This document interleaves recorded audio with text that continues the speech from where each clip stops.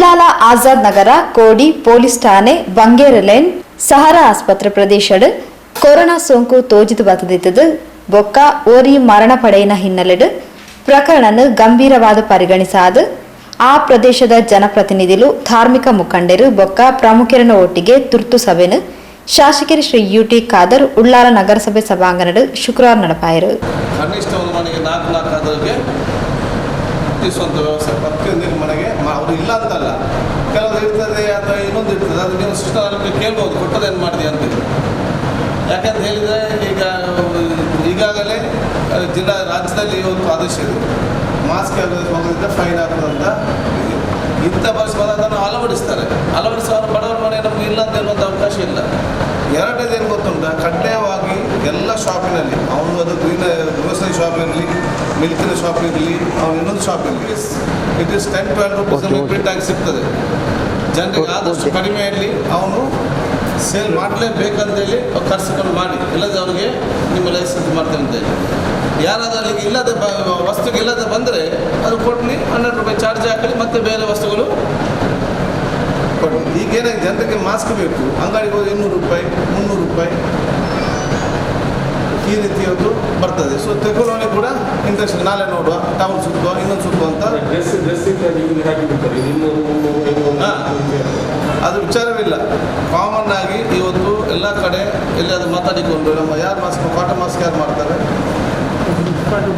ONGC ಹತ್ರ readymade ಏನಾದರೂ ready ಮಾಡಿ ಹಾಗೆ ಅದು ಹಾಗೆ ಕಡಿಮೆ ಮಾಡ್ತಾರೆ. ಅವ್ರಿಗೆ ಗೊತ್ತಿದೆ ಎಲ್ಲಿ ಜಾಗ್ರತೆ ಅಂತಿಲ್ಲ, ಈಗ ಒಂದು ಯಾರಾದರೂ ಅಂಥವರು ನೋಡಿ ಅಧ್ಯಕ್ಷರಿದ್ದಾರೆ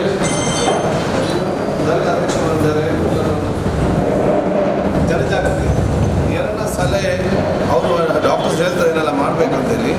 ಅದನ್ನು ನಾನು ಭಾಳಷ್ಟು ಪ್ರಾಕ್ಟಿಕಲಿ ಇದು ನೋಡಿದ ಕಾರಣ ನನ್ನ ಸಲಹೆ, ದಯವಿಟ್ಟು ಕೋಡಿ ಅಲ್ಲಿಗೆ ಅಗತ್ಯ ಇದ್ದವರು ಬಂದರೆ ಸಾಕು ಸದ್ಯಕ್ಕೆ.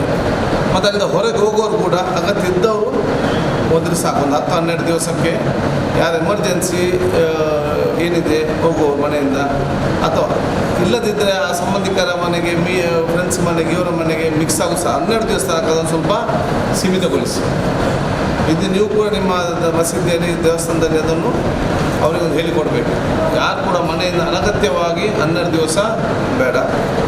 ಹೊರ ಊರಿನವರು ಕೂಡ ಅಲ್ಲಿಗೆ ಒಂದು 10-12 ದಿವಸ 12 ದಿವಸ ಒಂದು 14 ಡೇಸ್ ತನಕ 14 ದಿವಸ ತನಕ ಅಂತ ಅಗತ್ಯ ಇದ್ದರೆ ಹೋಗಿ ಬರೋ ಅವ್ರಿಗೆ ಒಂದು ಕೆಲಸಕ್ಕೆ ಹೋಗ್ಬೇಕು ಬರ್ಬೇಕು, ಅವ್ರು ಜಾಗ್ರತೆಯಿಂದ ಹೋಗಿ ಬರೋಂಥ ವ್ಯವಸ್ಥೆಯದು ನೀವು ಮಾಡಲೇಬೇಕು. ನಿಮ್ಮ ಒಳ್ಳೆಯದೇ ಕೆಲವೊಂದು ಆದ ಕಾರಣ ಇದು ನೀವು, ನಾನೀಗ ಮತ್ತೊಮ್ಮೆ ಹೇಳ್ತೇನೆ, ಇದು ಒಂದು ಕೇಸಲ್ಲಿ ಒಂದು ಕೇಸ್ ಇಲ್ಲಿ ಅಂತೇಳಿ ಇದು ಎನಿಸೋದೇ ಬೇಡ. ಒಂದು ಕೇಸ್ ನೀವು ಡೆತ್ ಆಯಿತು ಅಂತ ಹೇಳಿದರೆ 100 ಜನಕ್ಕೆ ಸ್ಪ್ರೆಡ್ ಆಗಿದೆ. ಒಬ್ಬನಿಗೆ ಪಾಸಿಟಿವ್ ಅಂದರೆ ಅದು 30 ಜನರಿಗೆ ಅವನು ಅದಕ್ಕೆ ಮುಂಚೆ ಅವನನ್ನು ಐಡೆಂಟಿಫಿಕೇಶನ್ ಆಗೋ ಮುಂಚೆ ಅವನು 30 ಜನರಿಗೆ ಸೋಂಕನ್ನು ತಗುಲಿಸಿದ್ದಾನೆ. ಇದು ಭಾಳ ಸ್ಪಷ್ಟ. ಇದು ನಾವು ನಮ್ಮ ರಾಜ್ಯದಲ್ಲಿ ಕೂಡ ನೋಡಿದ್ದೇವೆ, ಸ್ಟಾರ್ಟಿಂಗ್ ದೇಶದಲ್ಲಿ ನೋಡಿದ್ದೇವೆ, ಅಮೇರಿಕಾದಲ್ಲಿ ನೋಡಿದ್ದೇವೆ. ಏನಾಯಿತು, ಫಸ್ಟಿಗೆ ಫೆಬ್ರವರಿ ಎಂಡಿಗೆ 1-2 ಕೇಸ್ ಡೈಲಿ, ಮತ್ತೆ 4 ಕೇಸ್, ಮತ್ತು 5 ಕೇಸ್, ಮತ್ತೇನಾಯಿತು 20,000 ಕೇಸ್, ಮತ್ತು 90,000 ಕೇಸ್, ಮತ್ತು ಪ್ರತಿ ದಿವಸಕ್ಕೆ ಲಕ್ಷಾಂತರ. ಈಗ ನಮ್ಮಲ್ಲಿ ಏನಾಗ್ತಿದೆ 5ರಲ್ಲಿ ಇದು ಹಾಗೆ. ಈಗ ಈ ಗಂಭೀರತೆಯನ್ನು ಆಲೋಚನೆ ಮಾಡಬೇಕು. ನಾವು ಮುಂದಿನ 1 ತಿಂಗಳು 1.5 ತಿಂಗಳಾಗುವಾಗ ಇದ್ದಂಥ ಕೇಸ್ ಕಂಪ್ಲೀಟ್ 0ಗೆ ಬರಬೇಕು ಹೊರತು ಅದು 4x14 ಆಗಬಾರ್ದು. ಅವಿರ್ದ ಬೊಕ್ಕ ಪಾತೇನ ಶ್ರೀ ಯುಟಿ ಖಾದರ್ ಉಳ್ಳಾಲ ಪ್ರದೇಶದ ಜನಪ್ರತಿನಿಧಿಗಳು ಧಾರ್ಮಿಕ ಮುಖಂಡರು ಬೊಕ್ಕ ಪ್ರಮುಖರನ ಒಟ್ಟಿಗೆ ತುರ್ತು ಸಭೆ ನಡೆಪಾದ ದೀರ್ಘ ಚರ್ಚೆ ಮಾಡ್ತದ. ದುಂಬುದು ದಿನಕ್ಲೆಡು ಕೊರೋನಾದ ಬಗೆಟ್ ಜನಪ್ರತಿನಿಧಿಗಳು ಸಂಘ ಸಂಸ್ಥೆಗಳು ಇಲ್ಲಿಲ್ಲಡು ಜಾಗೃತಿ ಮೂಡಾವನ ಬೇಲೆನ್ ಮಲ್ಪರು. ಈ ಪ್ರದೇಶದ ಮೀನುಗಾರರು, ರಿಕ್ಷಾ ಚಾಲಕರು, ಸಾಧ್ಯಭರಿತ ವ್ಯಾಪಾರಸ್ಥರನ್ನು ಕಡ್ಡಾಯವಾದ ಪರೀಕ್ಷೆ ಮಲ್ಪಡು. ಸೋಂಕಿತ ಪ್ರದೇಶದ ರ್ಯಾಂಡಮ್ ಪರೀಕ್ಷೆ ಮಲ್ಪಡೊಂದು ಸಭೆಟ್ ತೀರ್ಮಾನ ಮಲ್ತೇರು. ದುಂಬದ ದಿನಕ್ಲೆಡು ಜನಜಾಗೃತಿ ಶಿಬಿರನ್ ಮಲ್ಪುವ ಉಳ್ಳಾಲ ನಗರಸಭೆ ಆರೋಗ್ಯವಂತ ನಗರಸಭೆ ಆವಡ್ ಪನ್ಪಿನ ಉದ್ದೇಶಡ್ ಸೋಮವಾರ ಉಳ್ಳಾಲ ದರ್ಗಾ ಸಮಿತಿ, ಸೆಬೆಸ್ಟಿಯನ್ ಚರ್ಚದ ಧರ್ಮಗುರುಗಳು ಬೊಕ್ಕ ಉಳ್ಳಾಲ ಶ್ರೀ ಚೀರುಂಬ ಭಗವತಿ ಕ್ಷೇತ್ರ, ಮೊಗವೀರಪಟ್ಟಣದ ಮುಖಂಡರು, ಉಳಿಯ ಕ್ಷೇತ್ರ, ಬಂಡಿಕೊಟ್ಟೆ ಕ್ಷೇತ್ರ ಬೊಕ್ಕ ಮಸೀದಿ, ಚರ್ಚ್ದ ಬೊಕ್ಕ ಸಂಘ ಸಂಸ್ಥೆದ ಮುಖ್ಯಸ್ಥರನ್ನ ಒಟ್ಟಿಗೆ ಸಭೆ ನಡೆಪಾಯರೇ ಉಲ್ಲ ಮಾತೆಲ್ಲ ಸಹಕಾರ ಕೊರ್ಲೆ ಪಂಡದು ಕೇನೊಂಡಿರು. ಉಳ್ಳಾಲ ಪ್ರದೇಶದಲ್ಲಿ ಇವತ್ತು ನಮ್ಮ ಆಜಾದ್ ನಗರ, ಕೋಡಿ ಮತ್ತು ನಮ್ಮ ಪೊಲೀಸ್ ಸ್ಟೇಷನ್, ಬಂಗೇರ ಲೇನ್, ಈ ಪ್ರದೇಶದಲ್ಲಿ ಸಹಾರಾ ಆಸ್ಪತ್ರೆ, ಈ ಪ್ರದೇಶದಲ್ಲಿ ಇವತ್ತು ಸೋಂಕಿತರು ಇವತ್ತು ಕಂಡುಬಂದದ್ದು ಮತ್ತು ಒಬ್ಬರು ಇವತ್ತು ತೀರಿಯೋದ್ರ ಬಗ್ಗೆ ಇವತ್ತು ಗಂಭೀರವಾಗಿ ನಾವು ಪರಿಗಣಿಸಿ ಆ ಪ್ರದೇಶದ ಪ್ರಮುಖರನ್ನು, ಆ ಪ್ರದೇಶದ ಜನಪ್ರತಿನಿಧಿಗಳನ್ನು ಮತ್ತು ಆ ಪ್ರದೇಶದ ಧಾರ್ಮಿಕ ಮುಖಂಡರುಗಳನ್ನು ಇವತ್ತು ಕರೆದು ನಾವು ದೀರ್ಘವಾಗಿ ನಾವು ಇದಕ್ಕೆ ಚರ್ಚೆ ಮಾಡಿದ್ದೇವೆ. ಒಂದು, ಇವತ್ತು ಆ ಪ್ರದೇಶದ ಸಂಘ ಸಂಸ್ಥೆ, ಧಾರ್ಮಿಕ ಮತ್ತು ಜನಪ್ರತಿನಿಧಿಗಳು ಸೇರಿಕೊಂಡು ಪ್ರತಿಯೊಂದು ಮನೆಯಲ್ಲಿ ಕೂಡ ಜನಜಾಗೃತಿ ಮೂಡಿಸುವಂಥದ್ದು. ಎರಡನೇದು, ಆರೋಗ್ಯ ಇಲಾಖೆಯಿಂದ ಸಂಪೂರ್ಣವಾಗಿ ಇವತ್ತು ಆ ಒಂದು ವೈರಸ್ ಫ್ರೀ ಇವತ್ತು ಸ್ವಚ್ಛತೆಗೊಳಿಸುವಂಥದ್ದು ಮತ್ತು ಈ ನಮ್ಮ ಉಳ್ಳಾಲ ಈ ಪ್ರದೇಶದ ಮೀನುಗಾರರು, ರಿಕ್ಷಾ ಚಾಲಕರು ಮತ್ತು ರಸ್ತೆ ಬದಿ ವ್ಯಾಪಾರ ಮಾಡುವವರನ್ನು ಕಂಪಲ್ಸರಿ ಅಂತ ನಾವು ಟೆಸ್ಟ್ ಮಾಡಲಿಕ್ಕೆ ನಾವು ತೀರ್ಮಾನ ಮಾಡಿಕೊಂಡಿದ್ದೇವೆ. ಅದಲ್ಲದೆ ಎಲ್ಲಿ ಸೋಂಕಿತವಾದ ಪ್ರದೇಶ ಇದೆ ಆ ಪ್ರದೇಶದ ರ್ಯಾಂಡಮ್ ಚೆಕಪ್ ಕೂಡ ಇವತ್ತು ತೀರ್ಮಾನ ಮಾಡ್ತೇವೆ.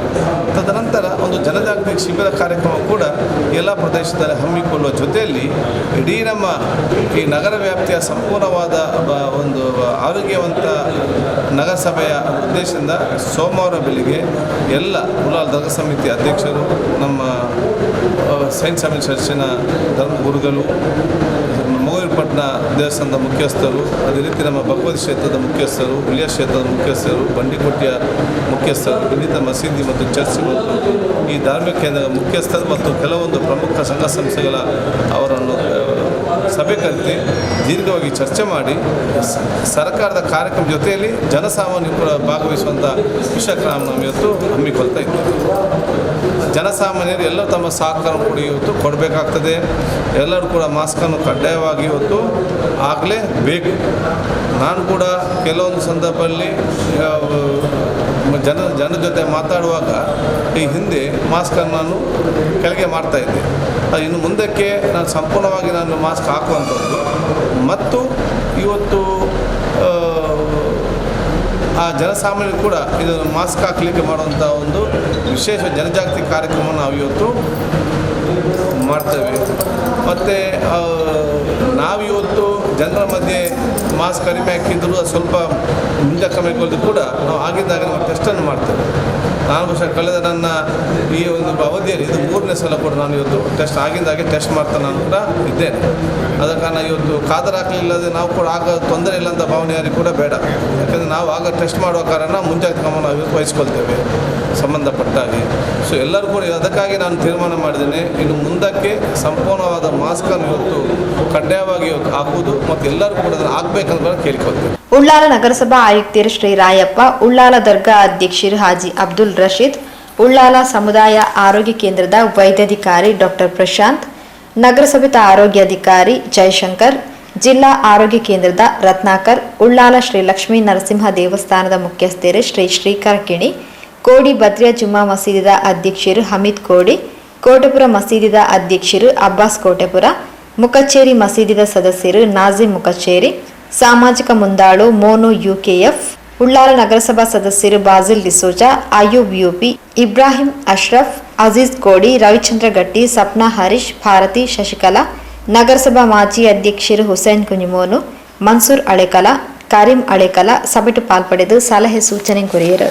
ಆಯಾ ಮಸೀದಿಯಲ್ಲಿ ಮಾಡಬೇಕು, ಆಯಾ ದೇವಸ್ಥಾನದಲ್ಲಿ ಮಾಡಬೇಕು. ಎಲ್ಲ ಕಡೆ ನಾವು ಇವತ್ತು ಸಂಜೆ ಒಂದು ಕಾರ್ಯಕ್ರಮ ಹಮ್ಮಿಕೊಂಡಿದ್ದೇವೆ ದರ್ಗದಲ್ಲಿ. ಇದರ ಬಗ್ಗೆ ಒಂದು ಜಾಗೃತಿ ಮೂಡಿಸುವಂಥದ್ದು ಡಾಕ್ಟರಿಂದ ಕರೆದು ನಾವೊಂದು ಮಾತಾಡಿಸುವಂಥ ವ್ಯವಸ್ಥೆ ಮಾಡಿದ್ದೇವೆ. ಅದೇ ರೀತಿ ಎಲ್ಲ ಮಸೀದಿಯಲ್ಲಿ, ದೇವಸ್ಥಾನದಲ್ಲಿ ಸಂಘ ಸಂಸ್ಥೆಗಳು ಇದೇನಾಗಿದೆ ಜನರಿಗೆ ಅಂತ ಹೇಳಿದರೆ, ಏನೋ ಒಂದು ಉಲ್ಲಾಳದಲ್ಲಿ ಕ್ಯಾರ್ ಇಲ್ಲದ ರೀತಿಯಲ್ಲಿ ಇಷ್ಟರವರೆಗೆ ನಡೆದಿದೆ. ಈ ಒಂದು ಡೆತ್ ಆದ ಮೇಲೆ ಸ್ವಲ್ಪ ಜನ ಎಲರ್ಟ್ ಆಗಿದ್ದಾರೆ. ಮಾಸ್ಕ್ ಹಾಕಲಿಕ್ಕೆ ಯಾರೂ ತಯಾರಿಲ್ಲ. ಇದನ್ನು ಜನರಿಂದ ಬರುವ ಹಾಗೆ ಮಾಡುವಂಥ ಕೆಲಸ ಇಲಾಖೆಯವರು ಮಾಡೋದು. ಫೈನ್ ಹಾಕೋದು ಬಿಡಿ, ನೀವು ನಿಮ್ಮ ಫೈನಿಗೆ ಡಬಲ್ ದುಪ್ಪಟ್ಟು ಕೊಡಲಿಕ್ಕೆ ರೆಡಿ ಇದ್ದಾರೆ. ಅವರಿಗೆ ಟ್ರಸ್ಟ್ ಫ್ರೀ ಆಗಿ ಆರಾಮಾಗಿ ಇದರ ಬಗ್ಗೆ ಹೇಳಬೇಕು. ಸರ್ಕಾರವೇ ಈಗ ನಮ್ಮದು ಕೈ ಬಿಟ್ಟು ಕೂತ್ಕೊಂಡಿದೆ. ಅದು ನಾವು ಆಲೋಚನೆ ಮಾಡಬೇಕು. ಸುವೇಗೆ ಸರ್ಕಾರ ಎಷ್ಟು ಉದ್ಯೋಗ ಮಾಡ್ತದೆ, ಮಾಡಲಿಕ್ಕೆ ಆಗೋದಿಲ್ಲ. ಅಲ್ಲಿ ಕೂಡ ಕಾಪರೇಷನ್ ಜನ ಕೊಡಲಿಲ್ಲ. ಈಗ ಜನ ಸರ್ಕಾರ ಏನು ಮಾಡಿದೆ, ಕೈ ಬಿಟ್ಟು ಕೂತ್ಕೊಂಡಿದೆ. ನೀವು ನಿಮ್ಮ ರಕ್ಷಣೆ ಮಾಡಿ ಅಂತ. ನಿನ್ನೆವರೆಗೆ ಮಧ್ಯಾಹ್ನದವರೆಗೆ ಹೆದರಿಕೆ ಇತ್ತು, ಲಾಕ್ಡೌನ್ ಆಗುತ್ತೆ ಹಾಗೆ ಹೀಗೆ ಅಂತೇಳಿ. ನೋ ಲಾಕ್ಡೌನ್ ಅಂತ ಅಶೋಕ್ ಅವರು ಹೇಳಿಬಿಟ್ರು. ಈ ರೀತಿ ನೀವು 3 ಸೂತ್ರ ಹೇಳಿದ್ದಾರೆ, ನೀವು ಹೇಳಿದಿರಲ್ಲ. ಆ ಸೂತ್ರವನ್ನು ನಾವು ಮಾಡಿದರೆ ಖಂಡಿತವಾಗಿ ನಮಗೆ ಇದರಲ್ಲಿ ಫಲಕಾರಿ ಆಗ್ತದೆ. ನಾವು ಮನುಷ್ಯ ಆದವರು ಯಾರೇ ಆಗಲಿ, ಅದು ಅಧಿಕಾರಿ ಇರ್ಬೋದು, ರಾಜರು ಇರ್ಬೋದು, ಕೆಲಸದವರು ಇರ್ಬೋದು, ಎಥಿಕ್ಸ್ ಬಿಟ್ಟಿದ್ದೇವೆ. ಅದಕ್ಕೆ ದೇವರು ಕೊಟ್ಟದ್ದಿದ್ದು. ಮದ್ದು ಬರ್ತದೆ, ಒಂದು ಸಲ ಎಲ್ಲರೂ ಅನುಭವಿಸಿದ ಮೇಲೆ ಇದು ಇರಲಿ, ಲಾರಿಗೆ ಹೊಡೆದು ಮರಕ್ಕೆ ಹೊಡೆದಿರಲಿ, ಹೆಲ್ಮೆಟ್ ಇದ್ದಿದ್ದು ಅದು ಅಟ್ಲೀಸ್ಟ್ ಸ್ವಲ್ಪ ಆದರೂ ಹಾಸ್ಪಿಟ್ಲಿಗೆ ಕರ್ಕೊಂಡು ಹೋಗುವಷ್ಟು ಸಮಯ ಇರ್ತಿತ್ತು. ಹೆಲ್ಮೆಟ್ ಸಹ ಇಲ್ಲ, ಮಾಸ್ಕ್ ಸಹ ಇಲ್ಲ. ಕಡ್ಡಾಯವಾಗಿ ಪೊಲೀಸ್ ಡಿಪಾರ್ಟ್ಮೆಂಟ್ ಸ್ಟ್ರಿಕ್ಟ್ ಆ್ಯಕ್ಷನ್ ತೊಗೊಳ್ಳೇಬೇಕು. ಅದೊಂದು ಮಾಡಬೇಕು. ಯಾಕಂದರೆ ಈಗ ಡೋಂಟ್ ಕೇರ್ ಆದಾಗ ಮನುಷ್ಯರಿಗೆ ಅವನು ಸಾಯಲಿಕ್ಕೆ ತಯಾರಿರ್ಬೋದು, ಊರವರನ್ನು ಸಾಯಿಸೋದು ಬೇಡ. ಮಾಸ್ಕ್ ಹಾಕದೆ ಕಂಪಲ್ಸರಿ ಮಾಸ್ಕ್ ಒಂದು ಹಾಕಿಸ್ಲೇಬೇಕು. ಈಗ ನೀವು ಹೇಳಿದಾಗೆ MLA ಅವರು ಹೇಳಿದಾಗೆ ಮನೆಯಲ್ಲಿ ಪ್ರಾಯದ ಅವರಿಗೆ ಬಂದಿದೆ ಅಂದರೆ ಅದು ಮನೆಯವರೇ ಯಾರಾದರೂ ಉಡುಗೊರೆ ಕೊಟ್ಟಿರಬೇಕು. ಒಂದು ಮನೆಯಲ್ಲಿ ಉಂಟು ಒಂದು ಗ್ಯಾರಂಟಿ, ಪ್ರಾಯದವರಿಗೆ, ಸಣ್ಣ ಪ್ರಾಯದವರಿಗೆ ಐಡೆಂಟಿಫೈ ಆಗೋದಿಲ್ಲಂತೆ. ಈಗ ಹಿರಿಯರಿಗೆ ಆಗ್ತದೆ, ಯಾಕೆಂದರೆ ಮೈಯಲ್ಲಿ ಇಮ್ಯುನೈಜೇಷನ್ ಇರುವುದಿಲ್ಲ, ಇದು ಶಕ್ತಿ ಇರುವುದಿಲ್ಲ. ಆದ್ದರಿಂದ ಅದು ಬೇಗ ಅವರಿಗೆ ಇದಾಗ್ತದೆ. ಆದ್ದರಿಂದ ನೀವು ಹೇಳಿದಾಗೆ ಅದೊಂದು ಎಲ್ಲರೂ ಅವರವರ ಮನೆಯವರು ಅವರವರು ಜಾಗ್ರತೆ ಮಾಡಿದರೆ ಇಡೀ ಊರಿಗೆ ಜಾಗ್ರತೆ ಡಿಪಾರ್ಟ್ಮೆಂಟ್ನವರು ಮಾಡುವ ಇದು ಕಮ್ಮಿ ಆಗ್ತದೆ. 1000 ಗಟ್ಟಲೆ ಹಂಚ್ಬೋದು. ಅದನ್ನು ಕಿಸೆಯಲ್ಲಿಟ್ಟು ಮನೆ ನನ್ನ ಹತ್ರ ಮಾಸ್ಕ್ ಉಂಟು ಅಂತೇಳಿ ಒಂದು ಸಲ ತೋರಿಸಿ ಮತ್ತೆ ಹಾಕದಿದ್ರೆ ಎಂತ ಮಾಡ್ತೀವಿ? ಹೊರಗೆ ಬರುವಾಗ ಹಾಕೋದೇ ಇಲ್ಲ.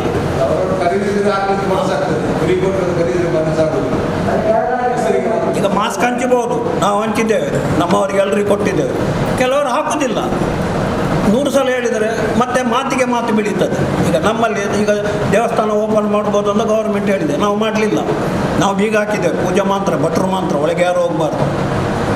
ಯಾಕಂದರೆ ಈಗ ಪೊಲೀಸ್ ಸ್ಟೇಷನ್ನಲ್ಲಿ ಗುಡಿಸುವ ಹೆಂಗಸೇ ನಮ್ಮ ವಟ್ಟಾರ ಗುಡಿಸು. ಆ ಹೆಂಗಸಿಗೆ ಹೇಳಿದ್ದೇವೆ 1 ತಿಂಗಳು ಬರಬೇಡ ದಯವಿಟ್ಟು ಅಂತ. 15 ದಿವಸ ಅಲ್ಲ, 1 ತಿಂಗಳು ಬರಬೇಡ, ನಾವು ಮಾಡ್ತೇವೆ ಕೆಲಸ. ಮಾಡ್ತಾ ಇದ್ದಾರೆ. ಆ ಒಂದು ವಿಚಾರ ಕೂಡ ಇವತ್ತು ಜನರ ಬರೋ ಕೆಲಸ ಮಾಡಿಕೊಂಡು ಅವರಿಗೆ ಪತ್ತೆ ಹಚ್ಚಿದಲ್ಲ. ಬೇರೆಯವರಿಗೆ ಅದು ಮನೆ ಒಳ್ಳೆ ಕೂತ್ಕೊಳ್ಳಿಕ್ಕೆ ಅವಕಾಶ ಇದೆ. ಯಾರು ಸರ್ಕಾರ ಹೆಲ್ತ್ ಡಿಪಾರ್ಟ್ಮೆಂಟ್, ಪೊಲೀಸ್ ಡಿಪಾರ್ಟ್ಮೆಂಟ್ ಇರಲಿ, ಬೇರೆ ಯಾರು ಸರ್ಕಾರಿ ಕೆಲಸ ಇರಲಿ, ಅವರ ಮನೇಲಿ ಇವರಿಗೆ ಮನೇಲಿ ಕೂತ್ಕೊಳ್ಬೇಕಾದ ಮನಸ್ಸಿದ್ರೂ ಕೂಡ ಇವರಿಗೆ ಕೂತ್ಕೊಳ್ಳಿಕ್ಕೆ ಆಗೋದು. ಯಾಕೆ ಇವರ ಕೆಲಸವೇ ಮಾಡಲೇಬೇಕು ಜನರಿಗೆ ಹೋಗಿ. ಸೊ ಈ ಲಾರಿಯಲ್ಲಿ ಅಲ್ಲಿ ಎಲ್ಲಿಂದೆಲ್ಲ ಬರ್ತಾರೆ, ಇವರು ಐಡೆಂಟಿಫೈ ಮಾಡಿ ಇವರಿಗೆ ಬಂದು ತಗೊಳ್ತದೆ ಇದಕ್ಕೆ. ಆದ ಕಾರಣ ಈ ಒಂದು ವಿಚಾರ ಕೂಡ ನಾವು ಇವತ್ತು ಆಲೋಚನೆ ಮಾಡಬೇಕು. ಮತ್ತು ನಾನು ಕೆಲವೊಂದು ಅನಗತ್ಯವಾಗಿ ನಮ್ಮ ಈ ವಾಟ್ಸಪ್ನಲ್ಲಿ ವೆಲ್ಲಾಕ್ ಹಾಸ್ಪಿಟಲೆಲ್ಲ ನಾನು ನೋಡಿದೆ. ಯಾವ ರೀತಿಯೂ ಈ ರೀತಿ ಯಾರು ಕೂಡ ಮಾಡಬಾರ್ದು. ಮಾಡಿದ ಅದನ್ನು ಕಟ್ಟುನಿಟ್ಟಾಗಿ ಎಲ್ಲರೂ ಕೂಡ ಖಂಡಿಸಬೇಕು. ನಾನು ಅದಕ್ಕೆ ಹೇಳಿದ್ದೇನೆ, ಇನ್ನು ಮುಂದಕ್ಕೆ ಯಾರಾದರೂ ವಾಟ್ಸಪ್ಪಲ್ಲಿ ಹಾಕಿದರೆ ಆ ಹಾಸ್ಪಿಟ್ಲಿದ್ದು ಸರಿ ಇಲ್ಲ ಅಂತೇಳಿ ಅವನನ್ನು ಕಳಿಸಿ, ಅವನ ಮನೆಯವ್ರನ್ನು ಕೂಡ ಕಳಿಸಿ, ಇವನಿಗೆ ಇಲ್ಲಿ ನಮ್ಮ ಟ್ರೀಟ್ಮೆಂಟ್ ಸರಿಯಾಗ್ತಾ ಇಲ್ಲ, ಸೊ ಅವ್ನಿಗೇನು ಮೊದಲು ಅವನ ಮನೆಯಲ್ಲಿ ಹೋಗಿ ತಗೊಂಡು ಹೋಗ್ಲಿಕ್ಕೆ ಹೇಳಿ. ಆಗ ಅವನ ತಂದೆ ತಾಯಿ ಕರ್ಕೊಂಡು ಹೋಗ್ಲಿ ನೋಡುವ. ಯಾರು ಸರಿ ಇಲ್ಲ ಅಂತ ಹೇಳ್ತಾರೆ ಅಂಥವ್ನು ಕಲಿಸ್ಬೇಕು. ವಾಟ್ಸಪ್ಪಲ್ಲಿ ಯಾರು ಹಾಕ್ತಾರೆ ಅಂಥವ್ನು ಕೂಡ ಕಲಿಸ್ಬೇಕು. ಪ್ಲಸ್ ಈ ಮನೆಯವ್ರನ್ನು ಕೂಡ ಅವನ ತಂದೆ ತಾಯಿನ ಕೂಡ ಕಲಿಸಿರಬೇಕು. ನಮ್ಮ ಟ್ರೀಟ್ಮೆಂಟ್ ಇವನಿಗೆ ಸರಿಯಾಗ್ತಿಲ್ಲ, ವ್ಯವಸ್ಥೆ ಸರಿ ಇಲ್ಲ ಅಂತೆ, ಅವನ ಮನೆಯಲ್ಲೇ ಟ್ರೀಟ್ಮೆಂಟ್ ತಗೊಳ್ಳಿ, ನಿಮ್ಮ ಮನೆ ಬೇರೆ ರೂಮಲ್ಲಿ ಸಪ್ರೇಟ್ ಕೂತ್ಕೊಳ್ಳಿಸಿ ಅಂತೇಳಿ ತಂದೆ ತಾಯಿ ಜೊತೆ ಕಲಿಸಬೇಕು. ಆವಾಗ ಅದು ಅವ್ರು ಕರ್ಕೊಂಡು ಹೋಗಲಿ, ಒಬ್ಬ ಪಾಸಿಟಿವ್ ಆದವನನ್ನು.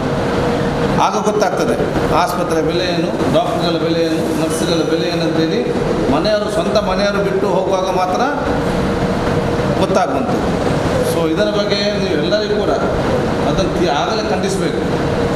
ಅವನು ಹಾಕೋನಾಗ ಬೇರೆ ಕಷ್ಟ, ಆ ಫ್ಲೈಟ್ ಅಲ್ಲಿ ಕಷ್ಟಪಟ್ಟು ಬಂದು ಒಂದು ಸಣ್ಣ ಸಮಸ್ಯೆ ಇತ್ತು, ಅದನ್ನೆಲ್ಲ ಹಾಕಿ ಈಗ ಫ್ಲೈಟೇ ಬರೋದಿಲ್ಲ. ಈಗ ದಮ್ಮೆ ಆಗ್ತಾರೆ, ಒಮ್ಮೆ ಕರ್ಕೊಂಡು ಬನ್ನಿ, ಒಮ್ಮೆ ಕರ್ಕೊಂಡು ಬನ್ನಿ ಅಂತೇಳಿ. ಈ ವಾಟ್ಸಪ್ಪಲ್ಲಿ ಹಾಕಿದ ಕಾರಣ ಅಲ್ವಾ? ಯಾರು ಅಧಿಕಾರಿಗಳು ಕೆಲಸ ಮಾಡ್ತಾರೆ ಈ ರೀತಿ ಮಾಡಿದರೆ? ಟ್ರೈನ್ ಬಂದ್ ಮಾಡಿದ್ದಾರೆ, ಸರ್ಕಾರಗಳು ಕೈ ಚೆಲ್ಲಿದೆ. ಅದಕ್ಕೆ ಮತ್ತೆ ಎಷ್ಟು ಮಾಡಿದ್ರೆ ಇದಿಲ್ಲ, ಅದಕ್ಕೆ ಕ್ಲೇಮ್ ಮಾಡಿದ್ದಾರೆ. ಅದೆಲ್ಲ ಕೇಳ್ತಾರೆ, ಎಂತ ಮಾಡಿ ನಿಮ್ಮವ್ರಿಗೆ ಆ ಒಂದು ಫ್ಲೈಟಲ್ಲಿ ಹಿಂದೂಗಳಿದ್ರು, ಮುಸ್ಲಿಮ್ ಇದ್ದರು, ಕ್ರಿಶ್ಚಿಯನ್ ಇದ್ದರು, ನಿಮ್ಮವ್ರಿಗೆ ಮಾತ್ರ ಎಂತ ಒಂದು ಸಮಸ್ಯೆ, ಬೇರೆ ಯಾಕೆ ಸಮಸ್ಯೆ ಇಲ್ಲ? ಸ್ವಲ್ಪ ಎಷ್ಟು ಮಾಡಿ ನಿಮ್ಮವ್ರಿಗೆ ಮಾತ್ರ ಸಮಸ್ಯೆ ಊರಿಗೆ. ಪ್ರತಿಯೊಂದು ಕೂಡ ವಾಟ್ಸಪ್ಪಲ್ಲಿ ಏನಂತ ಇಲ್ವಾ? ಈ ವಾಟ್ಸಪ್ಪಲ್ಲಿ ಒಂದು ಇದಿಲ್ವ? ನಮ್ಮ ಮರ್ಯಾದೆ ನಾವು ತಗೊಂಡು ಕೂತ್ಕೊಳ್ಳಿಕ್ಕೆ ಇದ್ವು ಇದನ್ನೆಲ್ಲ. ಸೊ ಇದನ್ನು ಯಾವುದೇ ಇರಲಿ, ರಾಜಕೀಯ ಅದು ನೆಕ್ಸ್ಟ್ ಕ್ವಶನ್. ನಾವು ಮಾಡೋ ಕಾಲ ಅಲ್ಲಲ್ಲ ಈಗ. ಇದನ್ನು ನೋಡ್ಕೊಂಡು ಸಾಕಾಗಿದೆ ರಾಜಕೀಯದಲ್ಲ. ವಾಟ್ಸಪ್ ಬಗ್ಗೆ ಬರೋ ಜಾಗೃತಿ ಇದೆ. ರಕ್ಷಣೆ ಹೆಲ್ತ್ ಡಿಪಾರ್ಟ್ಮೆಂಟ್ ನಮ್ಮ ರಕ್ಷಣೆ ನಾವು ಮಾಡಿದರೆ ಅವ್ರ ಕೆಲಸ ಮಾಡಲಿಕ್ಕೆ ಅವರ ಬಾಯಿಂದ ಬೈಗಳಿರ್ಲಿಕ್ಕೆ ಅಷ್ಟು ಕೂಡ ನಾವು ಆಲೋಚನೆ ಮಾಡೋದಿಲ್ಲ. ಅಂತ ನಮ್ಮ ಅವ್ರಿಗೆ ಪ್ರಾಣಿಗಿಂತ ಕಮ್ಮಿ ಆಗಲಿಲ್ಲ. ಹಾಗಾದರೆ ನಮಗೆ ಬಂದ ರೋಗವನ್ನು ನಾವು ರಕ್ಷಣೆ ಮಾಡಲಿಕ್ಕೆ ಪೊಲೀಸರು ಬೇಕಾದ್ರೆ ನಮ್ಗೆ ಅಷ್ಟು ಸ್ವಯಂ ಬುದ್ಧಿ ಇಲ್ವಾ? ನಮ್ಮ ರಕ್ಷಣೆ ನಾವು ಮಾಡಬೇಕು ಅಂತೇಳಿ ಪೊಲೀಸರು ಬಾಗಿ ಬಂದಾಗೆ ಬೈದು ಆ ಬೇಡದ ಶಬ್ದದಲ್ಲಿ ಆ ಲಾಠಿಯಲ್ಲಿ ಹೊಡೆಯೋದು ನೋಡಿದರೆ ಕಣ್ಣೀರು ಬರ್ತದೆ. ಯಾಕೆ ಅವರಷ್ಟು ಸಾಯಬೇಕು? ಅವರಿಗೂ ಕೂಡ ಹುಚ್ಚು ಆ ರೀತಿಯಾಗಿ ಹೊಡಿಬೇಕು. ನಮ್ಮಿಂದ ಆಗಲ್ಲ ಅಂತ ಹೇಳ್ಬೇಕು. ಅವ್ರ ಹೆಂಡತಿ ಮಕ್ಕಳಿಲ್ವಾ? ಅವರು ನಮ್ಮಿಂದ ಆಗಲ್ಲ ಅಂತ ಹೇಳ್ಬೇಕು. ಅದು ಹೆಲ್ತ್ಗೆ ಬಿಟ್ಟು ಅದು ಹೆಲ್ತ್ನವ್ರು ಮಾಡಲಿ ಅಂತೇಳಿ ಆಗ ಗೊತ್ತಾಗ್ತದೆ ರಾಶಿ ಬರುವಾಗ. ಈಗೇನೋ ಪುಣ್ಯಕ್ಕೆ ಏನೋ ಕೇಸು ಅಂತ ಹೇಳ್ತಾ ಇದ್ದಾರಲ್ಲದೆ ಇರೋದು 186 ಕೇಸು ಕರ್ನಾಟಕದಲ್ಲಿ ಅದು ದೊಡ್ಡ ಇಶ್ಯೂ ಅಂತ ಹೇಳಲಿಕ್ಕೇನಿಲ್ಲ. ಆದರೆ ಸೋಂಕಿನ ಪ್ರಮಾಣ ಆದಾಗ ನಮಗೆ ಏನು ಕೂಡ ಇಲ್ಲಿ ಕೂಡ ಒಂದು ಬೆಡ್ ಸಿಗಲಿಕ್ಕಿಲ್ಲ ಮಲಗಲಿಕ್ಕೆ. ಅದಕ್ಕೆ ನಾವು ಆಲೋಚನೆ ಮಾಡಬೇಕು. ಜನವರಿಗೆ ಏನುಂಟು ಇದರಲ್ಲಿ ಸಾಯುವುದಿಲ್ಲ ಜಾಸ್ತಿ, ಸೋಂಕು ಹರಡಿದ್ರೆ ಮಲಗೋದೇ ಇಲ್ಲಿ ಕೊಡ್ತಾರೆ ವೆಂಟಿಲೇಟರ್ ನಮಗೆ. ಅದು ಅಷ್ಟು ನಾವು ನಮ್ಮ ತಲೆಯಲ್ಲಿ ಆಲೋಚನೆ ಮಾಡಬೇಕು. ಪೇಷಂಟ್ ಹೋಗಿ ಒಮ್ಮೆ ಟೆಸ್ಟ್ ಮಾಡುವಾಗ ಅದು ಒಮ್ಮೆ ಬರುವುದು ಪಾಸಿಟಿವ್ ಅಂತ, ಮತ್ತೊಮ್ಮೆ ಟೆಸ್ಟ್ ಮಾಡುವಾಗ ನೆಗೆಟಿವ್ ಅಂತ ಬರ್ತದೆ. ಇಂಥ ಕೇಸ್ ಸುಮಾರು ವಾಟ್ಸಪ್ನಲ್ಲಿ ಎಲ್ಲ ಕೇಳಿದ್ದೇವೆ ನಾವು ಸುಮಾರು. ಅದೇ ರೀತಿ ಈಗ ಸಾಮೂಹಿಕ ಟೆಸ್ಟ್ ಮಾಡುವಾಗ ಮನುಷ್ಯರಲ್ಲಿ ಇರುವ ಅನುಮಾನ ಇರುವಾಗ ಆ ಜಾಗಕ್ಕೆ ಬಂದು ಟೆಸ್ಟ್ ಮಾಡಲಿಕ್ಕೆ ಸ್ವಲ್ಪ ಹಿಂದೆ ಜರಿತಾರೆ ನನ್ನ ಒಂದು. ಅದಕ್ಕೆ ಅದರ ವಿಷಯದಲ್ಲಿ ಜಾಸ್ತಿ ಏನು ನನಗೆ ಗೊತ್ತಿಲ್ಲ ಅದು ಹೇಗೆ ಅಂತ, ನನ್ನೊಂದು ವಿಷಯ ಮಾತ್ರ ನಾನು ಹೇಳುದು. ಅದಕ್ಕೆ ಒಂದು ಟೆಸ್ಟ್ ಮಾಡುವಾಗ ಒಂದು ಟೆಸ್ಟ್ ಅಲ್ಲಿಗೆ ಹೋಗುವುದಾದರೆ ಒಂದು ಟೆಸ್ಟ್ ಪಾರ್ಟಿ ಕೈಯಲ್ಲಿ ಕೊಡಬೇಕು. ಈಗ ಯಾರು ಕೂಡ ಅನಗತ್ಯವಾಗಿ ಇಲ್ಲದನ್ನು ಎಲ್ಲಿಗೆ ಹೋಗೋದೇನು ಬೇರೆ ಕೆಲಸ ಇಲ್ವಾ? ಯಾರು ಎಷ್ಟು ಬೇಗ ಖಾಲಿ ಆಗ್ತಾರೆ ಅಷ್ಟು ಬೇಗ ಅದನ್ನು ಕಾಯುವಂಥದ್ದು ಒಂದು ಇದಕ್ಕೆ ಸಂಬಂಧಪಟ್ಟಾಗ. ಮತ್ತು ಪಾಸಿಟಿವ್ ಬಂದ ತಕ್ಷಣ ಇಡೀ ಮೂಲೆ ಆದ ಮೇಲೆ ಆಗಬೇಕಂತಿಲ್ಲ. ಅದು 15 ದಿವಸದ ಟ್ರೀಟ್ಮೆಂಟ್ ಆಗ್ತದೆ. ಅದು ಸಣ್ಣ ಮಗು ಬಂದು ಕೂಡ ಹುಷಾರಾಗಿದೆ. ಟ್ರೀಟ್ಮೆಂಟ್ ಅದಕ್ಕೆ ಇದೆ. ಯಾವಾಗ ನಾವು ಟೆಸ್ಟೇ ಮಾಡೋದಿಲ್ಲ, ಫೈನಲ್ ಸ್ಟೇಜಲ್ಲಿ ನಾವು ದಮ್ಮು ಕಟ್ಟುವಾಗ ನಾವು ಟೆಸ್ಟ್ ಮಾಡ್ತೇವೆ, ಆವಾಗ ಅದಕ್ಕೆ ಮತ್ತೆ ಟ್ರೀಟ್ಮೆಂಟ್ ಇಲ್ಲ. ಆಗ ನಾವು ಡೆತ್ ಜಾಸ್ತಿ ಆಗ್ತದೆ. ಈ ಸಂದರ್ಭದಲ್ಲಿ ಅವನು ಇನ್ನೂ 3 ಜನಕ್ಕೆ ಹಾಲು ಬಿಟ್ಟಿರ್ತಾರೆ. Early detection is the first remedy. So ಈಗ ನನಗೆ ಒಮ್ಮೆ ಪಾಸಿಟಿವ್ ಬರ್ಬೋದು, ಅದನ್ನ ನಾವು ಕೂಡಲೇ ಬಿಟ್ಕೊಡೋದಿಲ್ಲ. ಯಾಕಂತ ಹೇಳಿದರೆ ರಿಪೋರ್ಟ್ ಬರೋ ತನಕ ನಾವು ಬಾಡಿನ ಇಟ್ಕೊಳ್ತೀವಿ. ರಿಪೋರ್ಟ್ ನೆಗೆಟಿವ್ ಬಂದರೆ ಮಾತ್ರ ನಾವು ಕೂಡಲೇ ಇದು ಮಾಡ್ತೀವಿ. ಮತ್ತು ಅದನ್ನು ಯಾವ ರೀತಿಯಲ್ಲಿ ಬರ್ನ್ ಮಾಡೋದಾಗಲಿ ಹೂದಾಗಲಿ ಅಂತ ಹೇಳ್ಬಿಟ್ಟು ಆ ಗೈಡ್ಲೈನ್ಸ್ ಪ್ರಕಾರ ಮಾಡಬೇಕಾಗಿರೋದ್ರಿಂದ ಕೂಡಲೇ ಬಾಡಿನ ಅದೇ ಸರಿ. ಆಫ್ಟರ್ ಡೆತ್ ತನಕ ಟ್ರೀಟ್ಮೆಂಟ್ ಆಗ್ತದೆ. ತೀರಿಯೋದರಿಂದ ಫ್ಯೂರ್ ಸೈಕೋಸಿಸ್ ಜನರಲ್ಲಿದೆ. ಜನರಿಗೆ ಸ್ಟಾರ್ಟಿಂಗಿಂದ ನೋಡಿ ಏನು ಸ್ವಂತ ಮಕ್ಕಳು ನನ್ನ ತಂದೆ ತಾಯಂದಿರ ಹೆಣ ಬೇಡ ಅಂತೇಳಿ ಬಿಟ್ಟು ಕೊಡ್ತಾರೆ, ನೀವೇ ಅಂತೇಳಿ ಮಾಡಿ ಅಂತೇಳಿ. ಕುಟುಂಬಸ್ಥರು ಒಬ್ಬರು ಕೂಡ ಸ್ಪಾಟ್ಗೆ ಬರುವುದಿಲ್ಲ. ಇದನ್ನು ಹೆದರಿಕೆ ಬಂದು ಬಿಟ್ಟಿದೆ. ಅವ್ರು ಕೇಳುವಂಥದ್ದು ಅಂಥ ಪರಿಸ್ಥಿತಿ ಯಾಕೆ ಇದು ಇಷ್ಟು ಡೀಪ್ ಒಂದು ಮತ್ತು ಈ ಒಂದು ಫ್ಯೂಸೈಕೋಸ್ ಪರಿಸ್ಥಿತಿ ಯಾಕೆ ಅಂತ ಹೇಳಿ ಸ್ವಲ್ಪ ಇಲ್ಲೇ ಇಲ್ಲ. ಇಂಟರ್ನ್ಯಾಷನಲ್ ಲೆವೆಲ್ ಒಂದು ಸ್ಟ್ಯಾಂಡರ್ಡ್ ಆಪರೇಟಿಂಗ್ ಪ್ರೊಸೀಜರ್ ಅಂತ ಇದೆ. ಅದರ ಪ್ರಕಾರ ಮಾಡಿ ಅದನ್ನೆಲ್ಲ ವೀಡಿಯೋ ಮಾಡ್ತಾರೆ. ಆ ವೀಡಿಯೋ ಮಾಡಿ ಅವ್ರು ಕಲಿಸಬೇಕು. ಡೇಟಾ ಮಾನಿಟರಿಂಗ್ ಆಗಿ ಇಲ್ಲಿ ಜಿಲ್ಲೆಯಲ್ಲಿ ಏನಿದೆ, ಜಿಲ್ಲೆಯ ಪ್ರತಿಯೊಂದು ಕೇಸು ಕೂಡ ಬೆಂಗಳೂರಿನಲ್ಲಿ ಡೇಟಾ ಮಾನಿಟರಿಂಗ್ ಸೆಂಟರ್ ಅಂತ ಇದೆ. ಅವರು ಇಡೀ ಜಿಲ್ಲೆಯದು ಅಲ್ಲಿಗೆ ಬರಬೇಕು. ಆ ಡೇಟಾ ಮಾನಿಟರಿಂಗ್ ಸೆಂಟರಿಂದ ಡೈರೆಕ್ಟ್ ಅದು ICMRಗೆ ಹೋಗ್ತದೆ. ಇಂಡಿಯನ್ ಕೌನ್ಸಿಲ್ ರಿಸರ್ಚ್ ಮೆಡಿಸನ್ಸ್ ಅಂದರೆ ಮೆಡಿಸನ್ ರಿಸರ್ಚ್ ICMR ಹೋಗ್ತದೆ. ಅಲ್ಲಿ ಅದನ್ನು ಡೇಟಾ ಇಟ್ಕೊಂಡು ಅವರು ಅನಾಲಿಸಿಸ್ ಮಾಡಿ ರಿಪೋರ್ಟ್ ಕೊಡ್ತಾರೆ. ಇಷ್ಟು ಜನಸಂಖ್ಯೆಗೆ ಹೀಗೆ ಆಗಿದೆ, ಇದು ಭವಿಷ್ಯದಲ್ಲಿ ಹೀಗೆ ಆಗ್ತದೆ, ಇಷ್ಟು ಮಕ್ಕಳಿಗೆ ಬರ್ಬೋದು, ಇಷ್ಟು ಏಜರಿಗೆ ಬರ್ಬೋದು, ಪ್ರೈಮರಿ ಕಾಂಟ್ಯಾಕ್ಟ್ ಜಾಸ್ತಿ ಡೇಂಜರ್ ಅಥವಾ ಟ್ರಾವೆಲ್ಸಿಂದ ಡೇಂಜರ್, ಹೀಗೆ ಆ ರಿಪೋರ್ಟಿಗೆ ಆಧಾರವಾಗಿ ಸರ್ಕಾರ ಪಾಲಿಸಿ ಮಾಡ್ತದೆ. ಸೊ ಈ ಡೆತ್ ಆದದನ್ನು ಕೂಡ ಸ್ಟ್ಯಾಂಡರ್ಡ್ ಆಪರೇಟಿಂಗ್ ರೂಲ್ಸ್ ಇದೆ. ಅದನ್ನೆಲ್ಲ ವೀಡಿಯೋ ಮಾಡ್ತಾರೆ. ಈ ವೀಡಿಯೋನೆಲ್ಲ ಕಲಿಸಿ ಏನಾದರೂ ಇವರು ತಪ್ಪಿ ಹೋದರೆ ನೀವು ಯಾಕೆ ಹಾಗೆ ಮಾಡಲಿಲ್ಲ ಅಂತ ಹೇಳಿ ಇವರ ಮೇಲೆ ಆ್ಯಕ್ಷನ್ ನಡೆಸಬೇಕು. ಕೇಳ್ಬೋದ ಏನಾದರೂ ಸಿಂಪರಣೆ ಇಲ್ವಾ ಅಂತ ಕೇಳ್ಬೋದ? ಅಂತಹ ಪರಿಸ್ಥಿತಿ ಒಂದು ಬೇಡ ಬರಲ್ಲ. ಅಂತಹ ಪರಿಸ್ಥಿತಿ ಬಂದರೆ ನಮ್ಮ ಕೋಟೆಪುರ ಮುಕ್ಕಚ್ಚೇರಿ ಅದೇ ರೀತಿ ನಮ್ಮ ಕೋಡಿಯವರು ಅಲ್ಲಿ ದಫನ ಇದಕ್ಕೆ ಮಾಡುವಂಥ ಒಂದು ವ್ಯವಸ್ಥೆಗೆಲ್ಲ ನಾವು ಸಂಪೂರ್ಣ ಅಂಥ ಸಂದರ್ಭ ಬರೋದು ಬೇಡ. ಬಂದರೆ ಅದಕ್ಕೆ ತಯಾರಿಗಿದ್ದಾರೆ. ಅದಕ್ಕೆ ಆ ಯುವಕರನ್ನು ಕೂಡ ಅವರು ರೆಡಿ ಮಾಡಿ 15 ಜನ ಯುವಕರಿದ್ದಾರೆ ಕೋಟೆ ಬರೆದವರು ಮತ್ತು ಮುಕ್ಕಚ್ಚೇರಿಯವರು ಸೇರಿ ಅದಕ್ಕೆ ಅವರು ಪೂರ್ತಿ ರೆಡಿಯಾಗಿದ್ದಾರೆ ಅಂತ ಹೇಳಿದ್ದಾರೆ ಸರ್. ಅದನ್ನು ತಮ್ಮ